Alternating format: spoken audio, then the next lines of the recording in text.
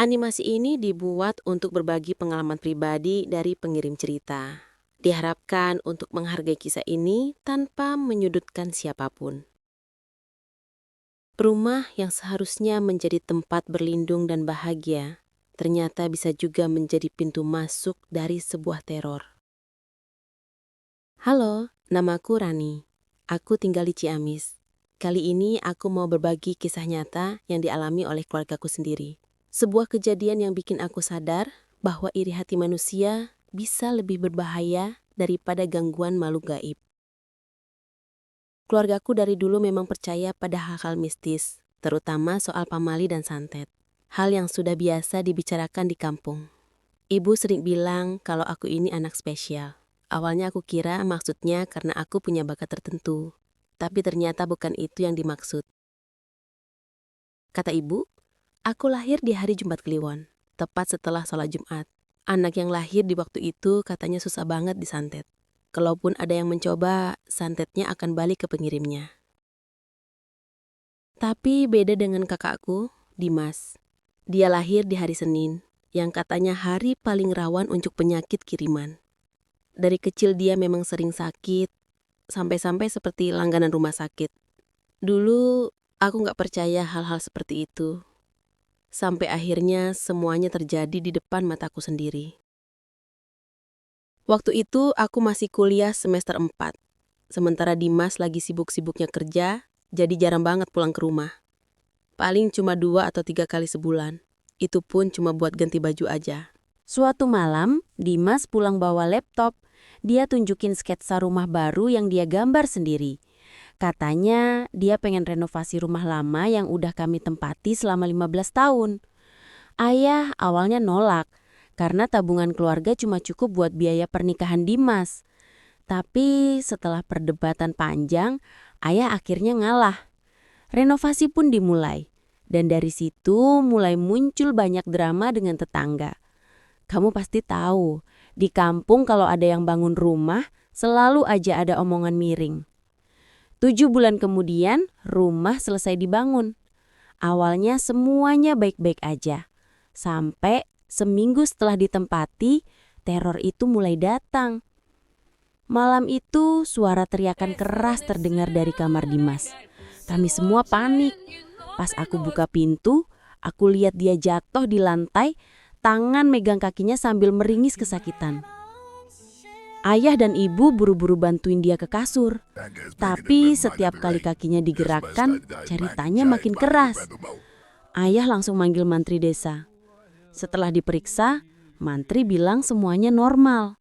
Tubuhnya sehat, gak ada yang aneh. Cuma disarankan dibawa ke dokter buat pemeriksaan lebih lanjut. Besoknya kami bawa Dimas ke dokter. Setelah hasil keluar, dokter bilang kaki dan tubuhnya normal. Bahkan udah di CT scan dan nggak ditemukan apapun.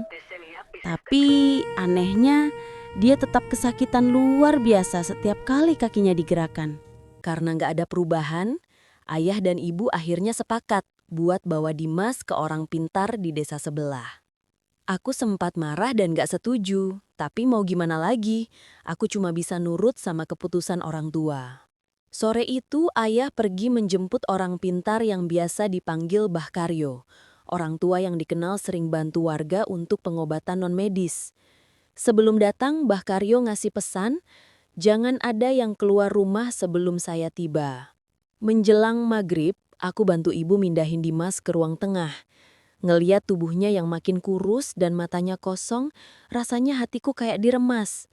Dia sempat senyum kecil dan bilang pelan, "Makasih ya, udah bantu aku. Aku cuma bisa tahan air mata biar nggak kelihatan lemah di depannya." Tak lama kemudian ayah datang bareng Mbah Karyo. Begitu masuk, Mbah langsung duduk di samping Dimas, megang pundaknya, dan menarik napas panjang sambil menggeleng pelan. Waktu tangannya menyentuh kaki Dimas, Dimas langsung menjerit kesakitan, padahal cuma disentuh pelan. Mbah Karyo lalu nyuruh aku dan ibu masuk ke kamar. Cuma ayah yang boleh lihat prosesnya. Dari kamar aku bisa dengar suara angin kencang di luar, seperti ada yang menabrak dinding rumah. Suara jangkrik dan katak yang biasanya ramai pun tiba-tiba hilang. Semuanya jadi hening dan mencekam. Beberapa jam kemudian ayah manggil aku dan ibu keluar. Mbah Karnyo megang sebutir telur, menyerahkannya ke ayah sambil berkata, "Buang ke arah timur, jangan menoleh ke belakang."